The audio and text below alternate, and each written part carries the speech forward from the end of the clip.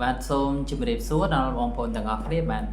ថ្ងៃនេះគឺយើងយកសិភៅចេតសិកនិងចិត្តយកមករៀនបន្តបងប្អូនអញ្ចឹងកាលពីថ្ងៃមុនគឺខ្ញុំលើកអំពីកាលពីវីដេអូមុនគឺខ្ញុំលើកអំពីអាការៈ4យ៉ាងរបស់ចេតសិកអញ្ចឹងថ្ងៃនេះគឺខ្ញុំលើកអំពីលក្ខណៈរបស់ចេតសិកហ្នឹងមានលក្ខណៈយ៉ាងដូចម្ដេចអញ្ចឹងលក្ខណៈរបស់ចេតសិកគឺមាន4បងប្អូនអញ្ចឹងរាល់លក្ខណៈទាំងអស់ដែលក្នុងនោះអានថាលក្ខណៈតិចតុកៈរបស់ចេតសិកអញ្ចឹងបានន័យថាចេតសិក52ដួងអញ្ចឹងលក្ខណៈតិចតុកៈគឺមាន52ដូចគ្នាបងប្អូនអញ្ចឹងរាល់លក្ខណៈតិចតុកៈមួយគឺសុទ្ធតែមាន4ទាំងអស់ចឹងបើសិនជាបងប្អូនអត់យល់មួយបងប្អូនអាចមើលមួយទៀតបើបងប្អូនអត់យល់មួយទៀតអាចមើលមួយទៀតបានអញ្ចឹងបានន័យថា4ហ្នឹងគឺសុទ្ធសឹងតែជាលក្ខណៈបានន័យថាស្រដៀងគ្នាបងប្អូនអត់យល់មួយអាចមើលមួយបានអញ្ចឹងទាំងអស់ហ្នឹងតែមួយទេប៉ុន្តែអាចថាពាក្យនៃការហៅហ្នឹងផ្សេងគ្នាអញ្ចឹងជាដំបូងគឺយើងលើកយកមកពីលក្ខណៈតិចតុកៈរបស់ចេតសិកអញ្ចឹងលក្ខណៈតិចតុកៈរបស់ចេតសិកគឺមាន4 1ចិត្តនិសិតលក្ខណៈមានការអាស្រ័យនឹងចិត្តជាលក្ខណៈ2អវិយោកុបាទនៈរសាំងមានការកើតរួមគ្នាជាមួយនឹងចិត្តជាកិច្ច3ឯកាលំបណៈបច្ចុប្បន្ធានំមានអារម្មណ៍តែមួយជាមួយនឹងចិត្តជាអាការៈប្រាកដ4ចតុបាទៈបតដ្ឋានំមានការកើតឡើងនៃចិត្តជាហេតុចិត្តអញ្ចឹងយើងមើលសារឡើងវិញ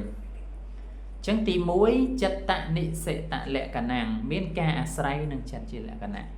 ចឹងឧទាហរណ៍ថាបើសិនជាបងប្អូនអានទី1ហ្នឹងទៅថាមានការអាស្រ័យនឹងចិត្តជាលក្ខណៈអញ្ចឹងលក្ខណៈរបស់ចេតសិកគឺអាស្រ័យនឹងចិត្តចឹងបើបងប្អូនអត់យល់ថាពាក្យជួរទី1ហ្នឹងអត់យល់ទេអញ្ចឹងបងប្អូនអាចមើលជួរទី2បានឧទាហរណ៍ថាទី2អវិយោកុបាទនៈរសាំងមានការកើតរួមគ្នាជាមួយនឹងចិត្តជាកិច្ចអញ្ចឹងកិច្ចរបស់ចេតសិកគឺកើតរួមគ្នាជាមួយនឹងចិត្តបានន័យថាអត់បែកគ្នាទេប៉ុន្តែបើយើងមកមើលទី1វិញមានការអាស្រ័យនឹងចិត្តអញ្ចឹងអាស្រ័យប្រៀបបានដូចជាស្នាក់នៅស្នាក់អាស្រ័យអីអញ្ចឹងណាបងប្អូនជាមួយនឹង